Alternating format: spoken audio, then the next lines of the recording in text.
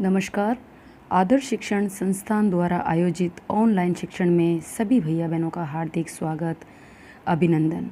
आज हम कक्षा सप्तमी का पाठ 6 रक्त और हमारा शरीर वीडियो क्रमांक भाग 2 इसका हम पढ़ेंगे। इस पाठ में अभी तक हमने देखा कि अनिल और दिव्या दो भाई बहन होते हैं और अनिल की बहन दिव्या को एनीमिया हो जाता है, खून की कमी हो जाती है। और दूसरे दिन जब उसकी रिपोर्ट लेने के लिए अनिल डॉक्टर दीदी के पास जाता है और डॉक्टर दीदी से वो बात करता है कि इसकी रिपोर्ट में क्या आया, तो डॉक्टर दीदी बताती है कि दिव्या को एनीमिया है और चिंता की कोई बात नहीं है, कुछ दिन दवा लेगी तो वो ठीक हो जाएगी। तो इन दोनों के, डॉक्टर दीदी और अनिल के बीच में एनीमिया से संबंधित और बहुत सारी बातें होती है। अनिल डॉक्टर दीदी से इसकी जानकारी लेता है। इन सब के से संबंधित आज हम इस पाठ में पढ़ेंगे। अनिल के मन में जिज्ञासा हुई। वह बोला, दीदी एक सवाल पूछूं?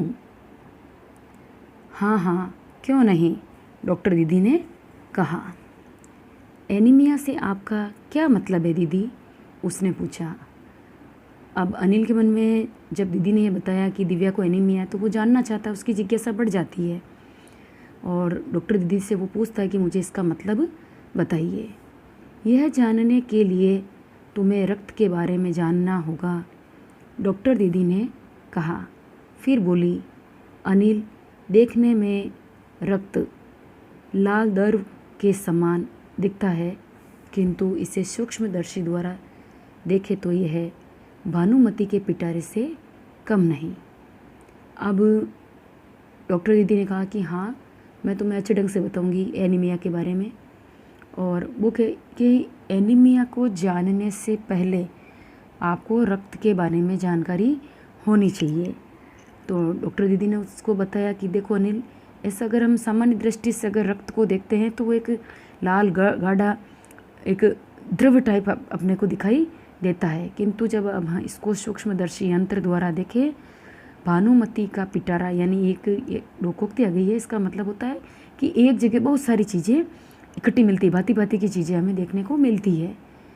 तो वो कहती है कि उससे भानुमति के पिटारे से कम नहीं है, यानी आपको बहुत सारी चीज़ें उसमें देखने को मिलेगी। मोटे तौर पर इसके दो भाग होते हैं। एक भाग वह जो तरल है, जिसे हम प्लाज्मा कहते हैं। अब देखो बच्चों, यहाँ पर डॉक्टर दीदी बताइए कि दो भागों में डिवाइड कर रहे हैं, वो दो भाग बता रहे हैं रक्त के। एक तो जो तरल भाग होता है जिसे हम कहते हैं प्लाज्मा, दूसरा वह जिसमें छोटे बड़े कई तरह के कण होते हैं, कुछ लाल, कुछ सफ़ेद, कुछ ऐसे जिनका कोई रंग नहीं है, उन्हें हम क्या कहते हैं? बिंबाणु। और प्लेटलेट कण भी कहते हैं, कोष्टक में दिया हुआ जैसे। ये कण प्लाज्मा में तैरते रहते हैं। जो प्लेटलेट कण होते हैं जिसे बिंबाणु भी कहते हैं, ये प्लाज्मा के अंदर तैरते रहते हैं। इतना कहकर डॉक्टर दीदी ने सूक्ष्मदर्शी के नीचे एक स्लाइड लगाई और उससे फोकस किया और बोली, देखो अनिल, सूक्ष्मदर्शी द्वारा जो कण तुम्हें दिखाई दे रहे हैं, ये है लाल रक्त कण।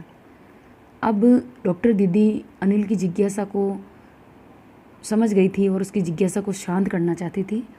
तो उन्होंने सूक्ष्मदर्शी यंत्र द्वारा एक स्लाइड जिसके ऊपर रक्त की कुछ बूंदें डाल करके और फिर सूक्ष्मदर्शी द्वारा अनिल को दिखाई और कहा कि देखो ये लाल रक्त कण, अब तुम देखो इसमें तुम्हें क्या दिखाई दे रहा है।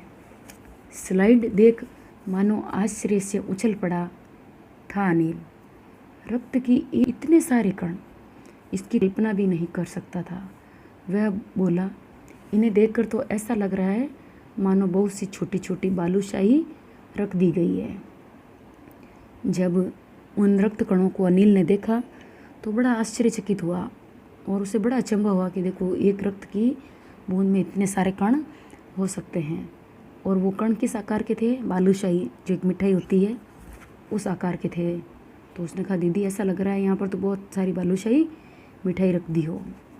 हाँ दीदी बोली, लाल कण बनावट में बालूशाही की तरह ही होते हैं, गोल और दोनों तरफ अवतल यानी बीच में से थोड़े दबे हुए।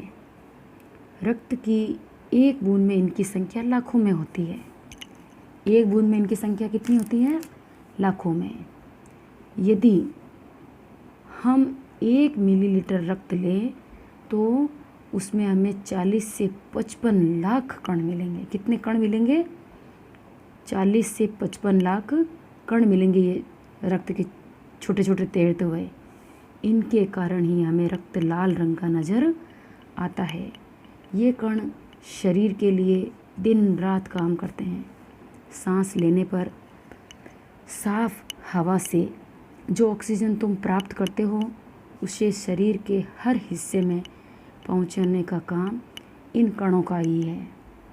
इनका जीवन काल लगभग 4 महीने का होता है।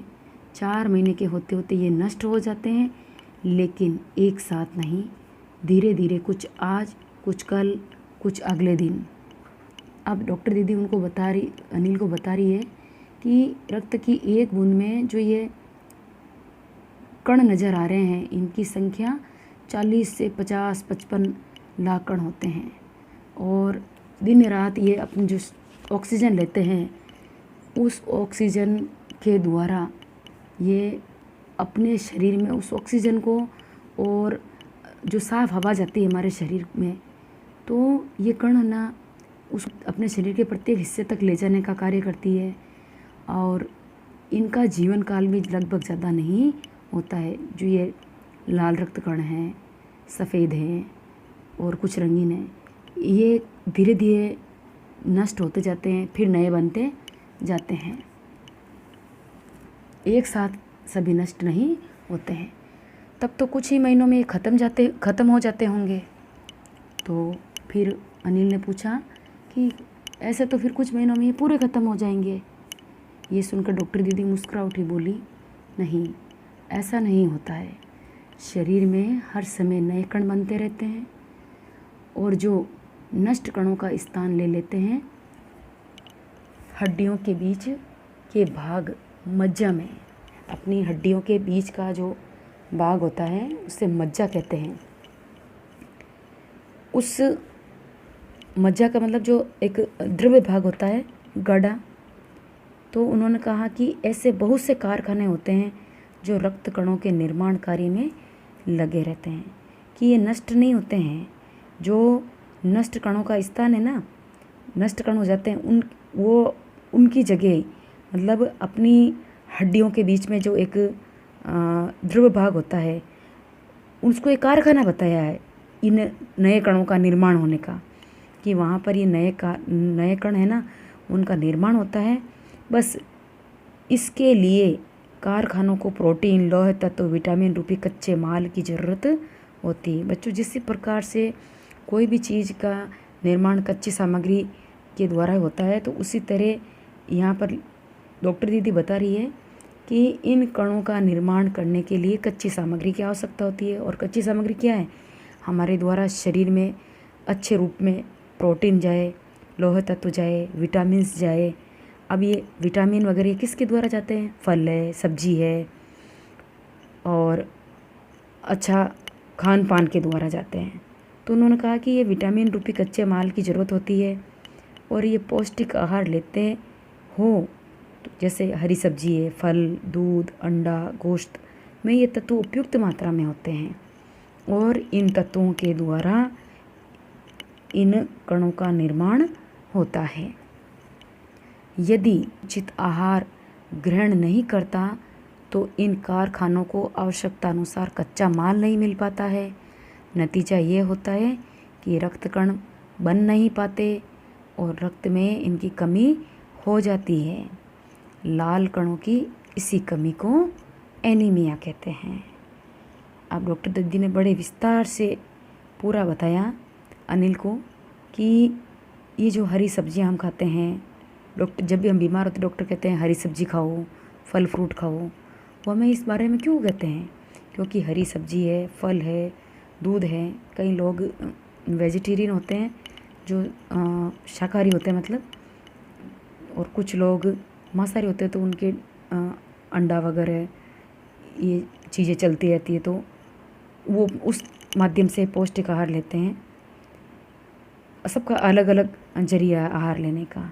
तो उन्होंने कहा कि इन चीज़ों के माध्यम से व्यक्ति उचित आहार ग्रहण करता है और उसके शरीर में रक्तकण बनते रहते हैं, किंतु जिनके शरीर में ये आहार नहीं पहुंचता है, तो उनके शरीर में इन कणों का जो कारखाना, अर्थात जहाँ पर ये कण निर्मित होते हैं, उनको आवश्यकता अनुसार कच्चा माल नहीं मिल पाता है।